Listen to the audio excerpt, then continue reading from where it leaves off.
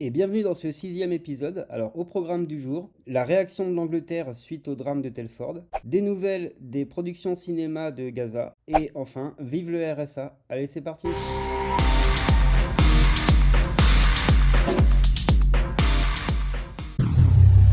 Bon, je vais pas revenir sur le scandale de Telford, mais ça y est, l'Angleterre réagit, l'Angleterre a retenu les leçons. L'Angleterre va mener une campagne incroyable contre le harcèlement, contre le consentement. Ça y est, l'Angleterre se réveille et a compris. Non, je rigole.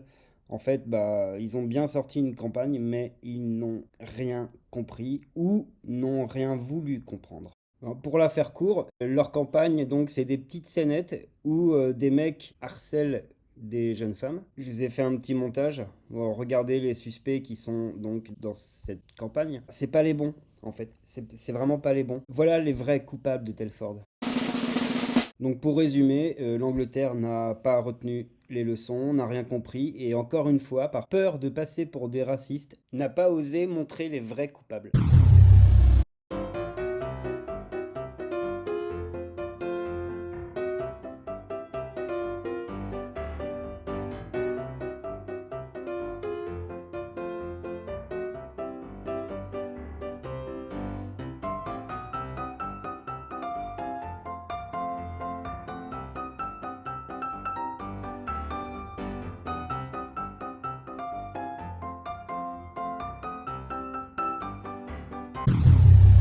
Je vous avais déjà parlé du cinéma à Gaza. Donc là, par exemple, on a une scène où ils viennent enlever des décombres à un enfant. En fait, ils sont tous morts de rire. On voit qu'il a été placé là exprès. N'importe quoi. Je vous donne aussi des nouvelles de ce gars-là. Je vous en avais parlé dans ma première vidéo, je crois. Super acteur. Il n'a pas eu trop de boulot pendant la trêve. Vu que ça a repris, c'est bon. Ça y est, il tourne à nouveau. Donc on a des nouvelles, tout va bien. Il a pu s'acheter un petit polo Adidas tranquille. Voilà, donc ça va pour lui, vous inquiétez pas. Je voulais vous présenter aussi ce nouveau Bruce Willis de Gaza qui apparaît depuis des mois régulièrement pour demander des sous, pour appeler à l'aide. Voilà, il est toujours avec son pansement quelque part, jamais au même endroit. Et là, donc, il est réapparu avec des béquilles. Je suis sûr qu'il connaît le premier gars.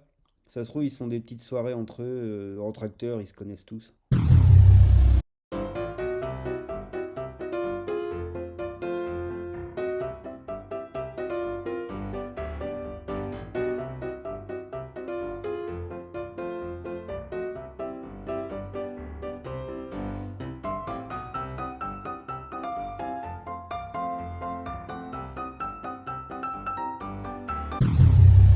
Vu aussi cette semaine, cette personne Je m'appelle ALP. qui va nous dire que il ne bosse pas, il est au RSA, il se lève à midi tous les jours, qu'il arrive à mettre 600 € de côté par mois en ne faisant rien. Donc il va nous encourager à aller travailler pour lui payer toutes ses aides. Super, je vous laisse écouter. Je vis en France. Je vis à Paris. Je vis des aides de la France. Les Français travaillent pour moi. Vous bossez, vous vous levez tous les matins à 6 heures pour aller bosser. Pendant que moi je dors, je me lève à midi et à la fin du mois, j'ai mon RSA. Je touche le RSA de 600 € et j'ai 300 € de la mission locale qui me paye tous les mois. Ça fait 900 €. Mon loyer coûte 500 €. J'ai des APL de 350 €. Donc en gros, je paye le loyer à 150 €. Et à la fin du mois, j'arrive à économiser 600 € à ne rien faire. Et puis la mission locale me finance mon permis de 1300 €. Et la mission locale en plus me paye encore mes transports, mes passes Navigo sur Paris, 84 € tous les mois. L'électricité, c'est les assistances sociales qui payent mon électricité, qui payent électricité, gaz, l'eau. Moi, je fais rien. J'ai décidé de ne rien faire. Et je demande à tous les Français de bosser encore plus. Bosser plus parce que plus vous bossez, plus vous payez les impôts.